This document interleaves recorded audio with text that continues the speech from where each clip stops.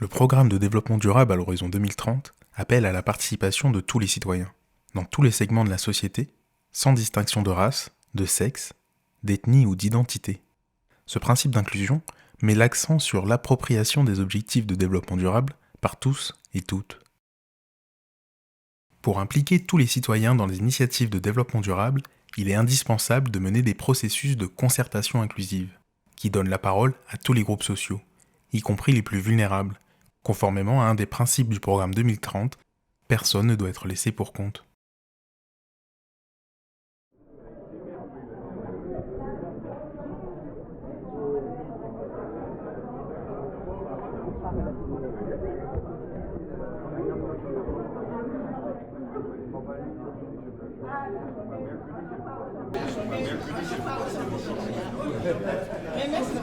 De rien.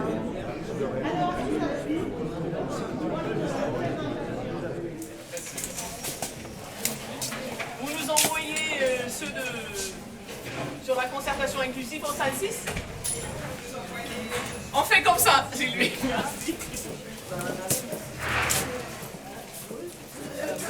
Alors, ce qu'on vous propose avec Elisabeth, comme elle l'a présenté à l'instant, c'est donc de travailler à partir de cas.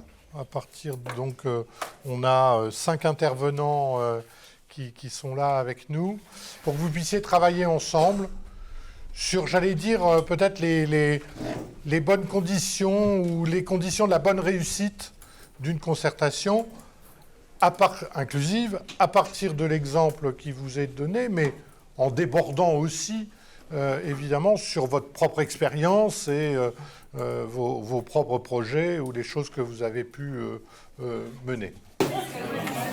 Ah, voilà. Merci.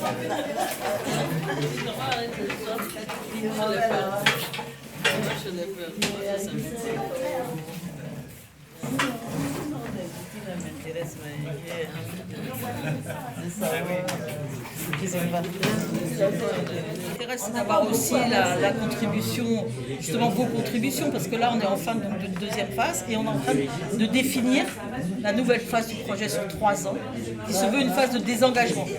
Et du coup, pendant ces 3 ans, ces instances de concertation que pour femmes, elles ont été mises en place ou ça? Elles ont été mises en place, elles ont mis beaucoup de temps à se mettre en place. Elles ont été mises en place il y a, je crois que c'était en septembre. C'est pour ça que je prends une là, que en fait les baguettes, elles traversent le territoire et ce sont des fonctions transversales. Des fonctions transversales, habitat, service, mobilité, mixité, c'est la couleur, etc. Et plus vous allez travailler sur le cadre... Cet atelier qu'on a vu, parce que j'étais un peu entre les deux, mais cet atelier qu'on a vu, avec le travail des petits groupes, c'est l'excellence de la concertation. Mais cette excellence de la concertation a un prix. Il faut du temps. Parce que vous comprenez bien, quand il y a 1 million d'habitants sur une métropole, faire la même chose qu'on a fait ici, ça va être très difficile à les mettre en pratique parce qu'il y a besoin de beaucoup de monde, besoin de tous les profs. Donc cette méthode, il est une bonne méthode. Faire vivre sensiblement des choses à quelqu'un pour l'amener dans un processus de réflexion par rapport à... Et on se rend compte que la grande quantité de conflits il peut être évité si on avait des gens compétents dans la concertation. Et pour concerter, il faut se faire plaisir aussi et surtout, il faut envie d'être utile. Il ne faut pas oublier ces conditions. Chacun de nous va être utile à son niveau. Donc, celui qui fait la concertation doit être utile. Et rien de mieux que les meilleures personnes qui sont liées à la concertation, ce sont les gens qui ont la conviction que la concertation est utile. On se rendait compte qu'à ces spectacles, il n'y avait personne de Saint-Christophe des Pardieu, à part peut-être le maire et donc, voilà, même des prestations organisées par l'association locale. Ça drainait des gens d'autour, mais personne. Voilà. Et donc la première distinction qu'il fallait faire, c'était ça, c'était la culture, oui, bien sûr, l'art, oui, bien sûr, on le utilise quasiment tout le temps, mais qu'est-ce que ça sert ? Pour nous, on est sur la pluralité des avis. Et les gens ont le droit de ne pas être d'accord. C'est important qu'ils puissent argumenter. Les gens ont le droit de ne pas être d'accord et ils ont le droit de ne pas changer d'avis, ou ils ont le droit de changer d'avis, mais du coup de ne pas être d'accord avec l'autre. Et on est plus sur des notions de compromis éventuels, en tout cas d'expression de la pluralité des avis. Et ça nous intéresse et il ne faut surtout pas gommer ça. Surtout pas.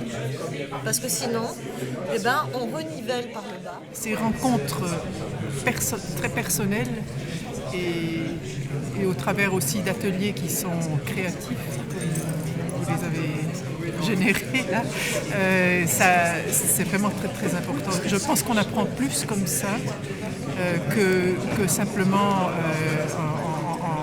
en lisant des articles, en restant dans le quotidien.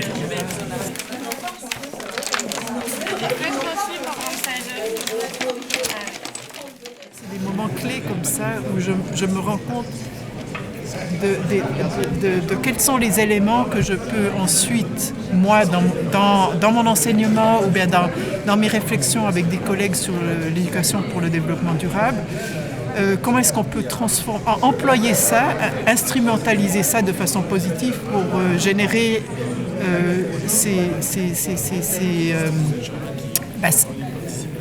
ces moments de disant aha, erlebnis.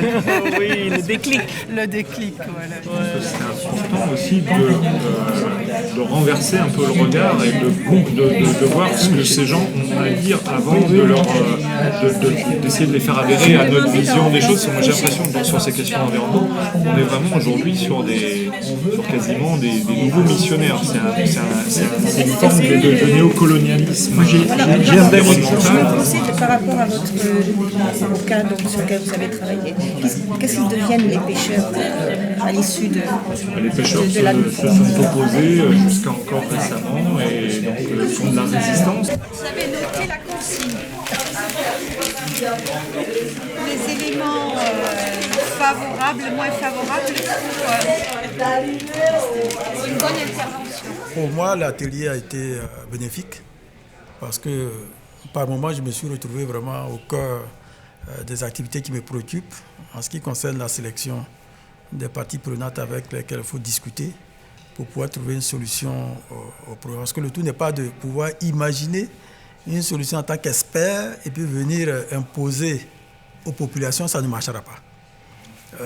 De la même manière, si vous ne faites pas attention, que vous ne choisissez pas les personnes qu'il faut pour discuter, ça ne marchera pas. Donc, tout est une question d'équilibre. C'est-à-dire que les membres du Conseil de développement, il faut que le Conseil de développement ait confiance.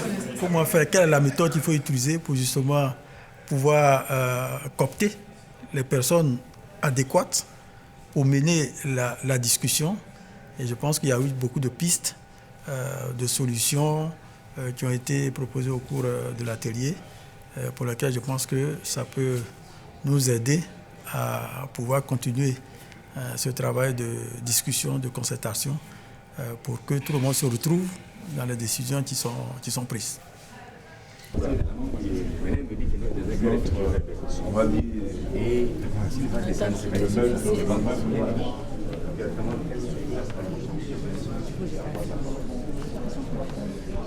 Notre postulat de base est que ces processus de concertation réellement inclusifs représentent un enjeu clé pour la transition écologique aujourd'hui, ici et ailleurs. Sans cette concertation inclusive, on va faire fausse route, même si on a techniquement les meilleures solutions du monde. Je crois que dans cette démarche d'atelier, nous avons fait l'expérience d'une démarche inclusive. C'est-à-dire qu'elle fut dynamique, elle fut créative, elle fut joyeuse et surtout j'ai ressenti, mais j'en ai discuté après avec un certain nombre d'entre les participants, j'ai ressenti la question, la satisfaction d'un sens partagé. Et ça me semble capital pour donner du peps à nos actions. Je vous remercie.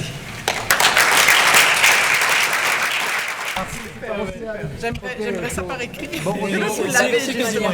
vraiment chouette. C'est vraiment chouette. Alors je sais pas, je tape sur le... Oui, je tape, oui, je veux bien. Parce que là, j'aurais pas le temps. Non, mais c'est de toute façon... Vas-y, j'ai tout dit. Sauf un peu la fin, parce que j'étais un peu rapide. Oui, de toute façon... Non, mais ça c'était bien, on était finalement plusieurs à pouvoir se partager les rôles. Non, c'est franchement, j'étais à la fin, voilà, c'est très enthousiasmant, ce genre de choses. Oui, absolument. Il en faut. Absolument. C'est important. Non, il n'y a pas de problème. Je vais travailler la semaine prochaine parce que là, je... Oui, c'était c'est ce qui assure la continuité, les gens y reviennent. Pour le sujet lui-même.